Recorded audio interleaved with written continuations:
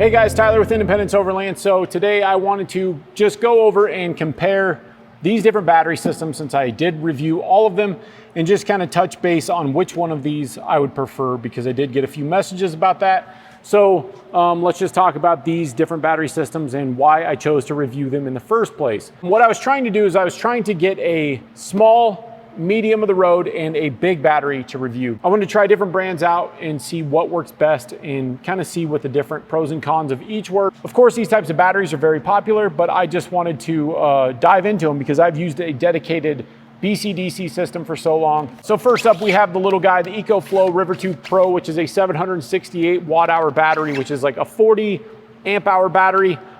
This little thing is pretty awesome. It doesn't have wireless features as far as like wireless charging, but it does have the integrated app, and Ecoflow does seem to make the best app in my opinion. The little Ecoflow actually has the most ports on it, which is interesting because it is the smallest battery. It has more ports than all of these as far as outputs go.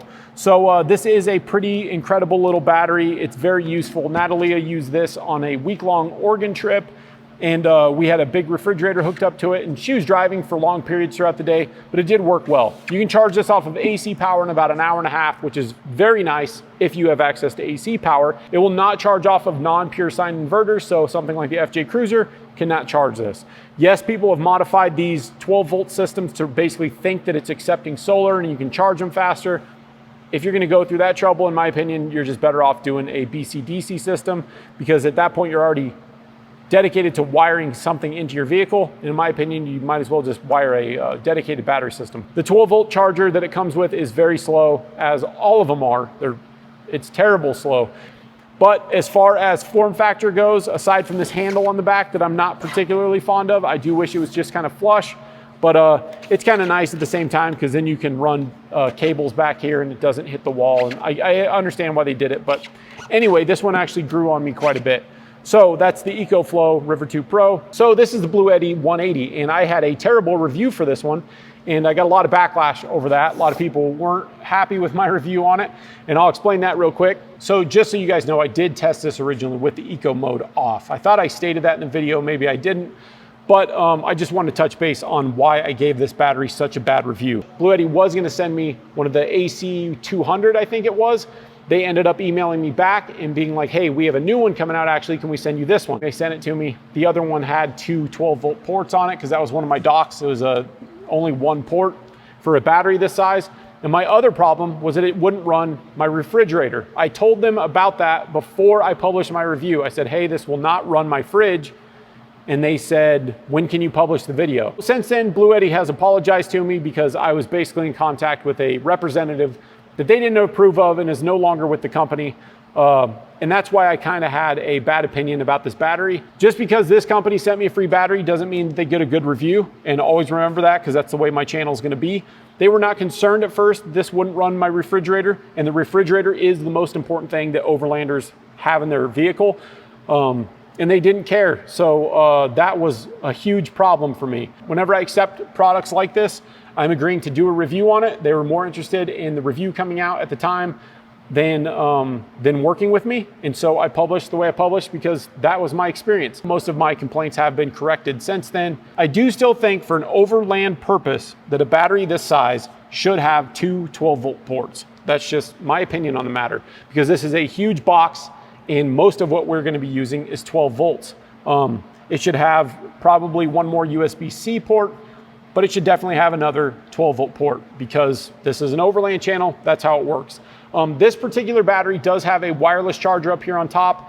That's great. I haven't found myself using it very much. Some of you have commented that because of my dedicated battery system, maybe I'm not understanding how these will work. So I did loan this one out to get somebody else's opinion that doesn't have the red arc system and all that. And they seem to love it quite a bit, though they weren't using it with a refrigerator. They're just using it for general use, running a fan at camp and stuff like that. They really liked this thing. I personally think it needs another 12-volt socket. Aside from that, it does work great. And the advantage of this one is this one will charge off of a non-pure sine wave inverter like I have in the FJ. It'll only charge at the rated output wattage, which is 400 watts in the Toyotas. So it won't charge in an hour and a half, but you can charge it relatively quickly. Still, for me, I'd prefer a dedicated battery system because it'll still charge faster than this thing will, but it's nice that this one can charge in that way. Slightly bigger than this. It's about 1/3 more power than this is. It's got a huge footprint, obviously. It's a nice shape. It's a nice block, so it'll fit into places. So the Bluetti's app for this, because you can turn things off, turn things on, which is nice if you're using things in your tent and you need to turn some stuff off. But I will say that I think Ecoflow has the better app for that kind of use. But this is an 1152 watt hour battery, which is a pretty good size, but it is massive for its size. It seems like it's very massive, especially compared to this, which we'll get to in a minute. So last but not least, we have the ZeroBreeze Elechive, and this battery is absolutely massive. The actual capacity of this is 2575, as the sticker says on the bottom of the box. So the ZeroBreeze is twice the battery that the Bluetti is. It's also pretty much twice the price. It does have some downsides. The ZeroBreeze one is slightly older technology, as it doesn't have the wireless apps and stuff. You can't hook up to Bluetooth. But as I said in my review of this battery, it's a little more expandable because the ports are rated for a higher output, so you could actually branch off and sort of make this a hybrid in between like a dedicated battery system like what I have and what these are. So you could plug things in when it's in your vehicle and use it outside of your vehicle if you wanted, just by building things with those power pole or mini Anderson ports, whatever you want to call them. The one thing I got to say about this battery is this one isn't quite as universal as these ones are. It'll work for everything you need it to do.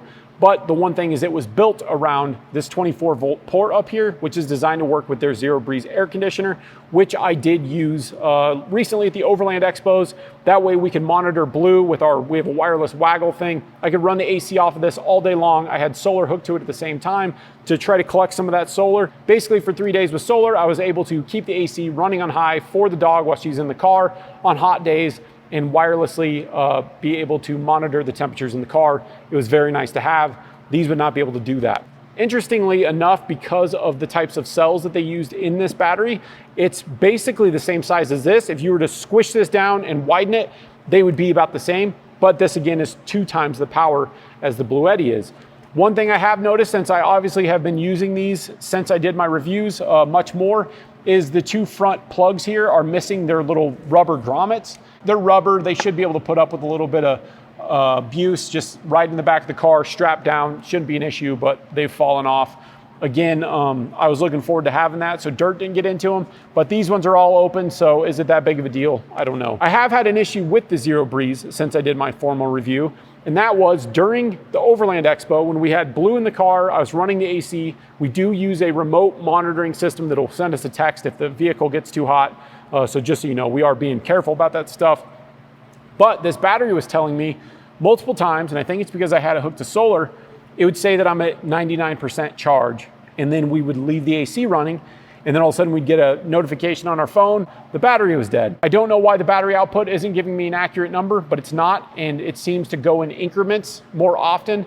Like I will use some of it up and all of a sudden it'll say 50% battery. It won't say like 52 or 53% like these ones do. These ones will tell you very specifically how much battery you have left, as this one attempts to, but it doesn't seem to work that well. And I'm kind of confused because it was seeming to work pretty good before, but now that I've used it way more intensely, and I used it for literally 3 days of running that air conditioner in a very hot environment with solar hooked up, I learned a little bit more about it. It's still a good battery, and I don't know what the deal was with that. I will have to contact ZeroBreeze on that, but it does have some flaws. Another downside for the ZeroBreeze is it does not have the power brick built into it like these ones do.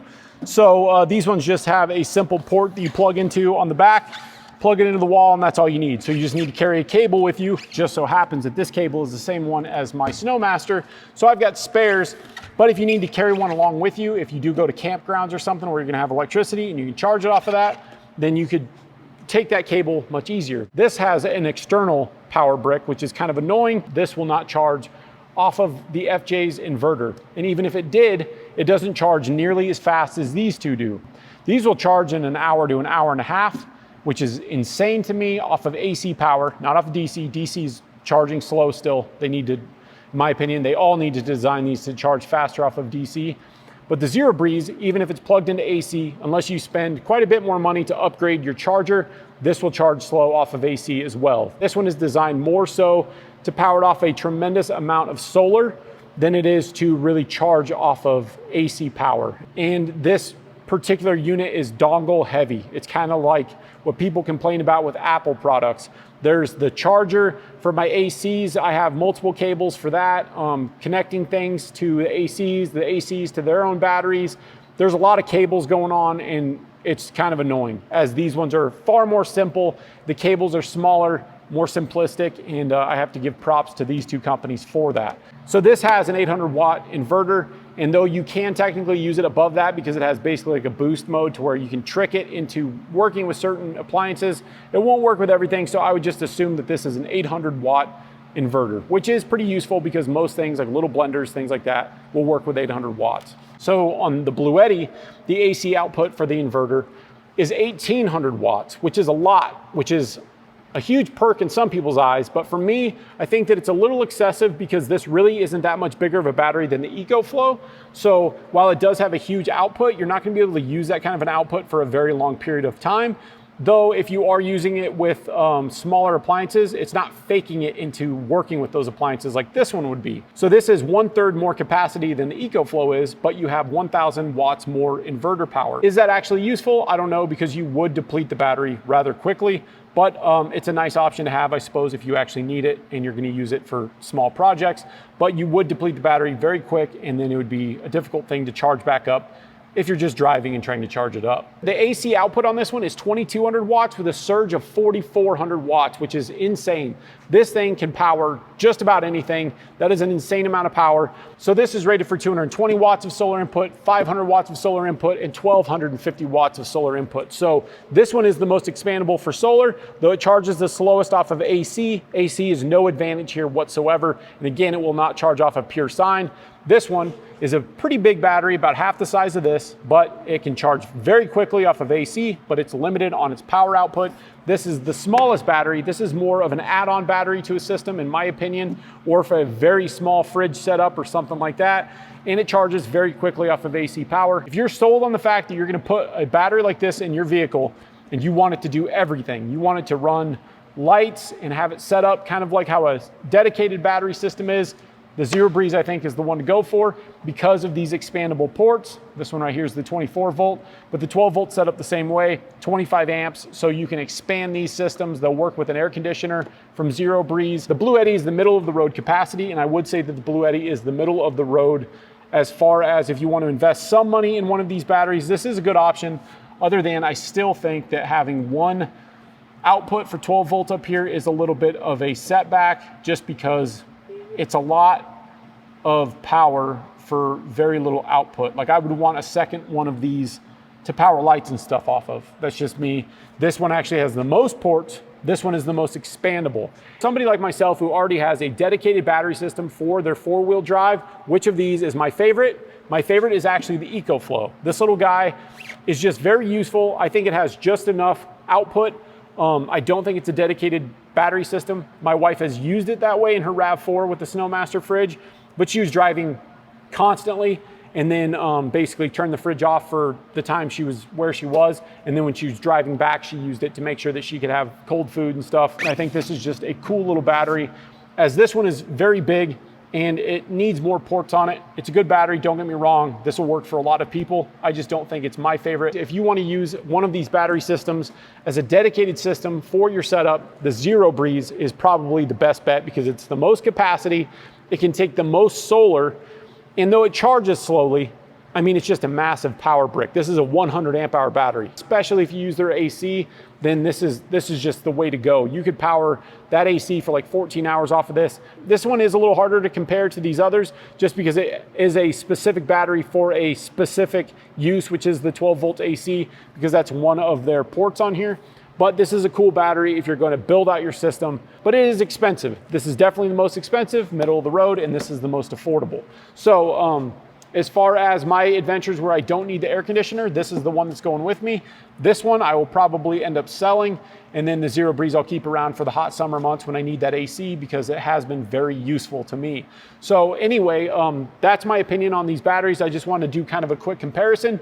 And if you want to know if one of these batteries versus a dual battery setup is right for you, then click this video, because I did do a comparison of what the advantages are and disadvantages are of these kinds of batteries versus something like a red arc system, which is what I generally use in the FJ. As far as technology goes, it's incredible that these are even built in today's world at the cost that they're built at. But comparing them all, those are my opinions. And so all of the affiliate links will be below if you guys are interested in checking any of these things out. I really do appreciate you guys watching, and until next time. As always, thank you so much for watching, and feel free to check out my other adventure, off-road, and overland related content.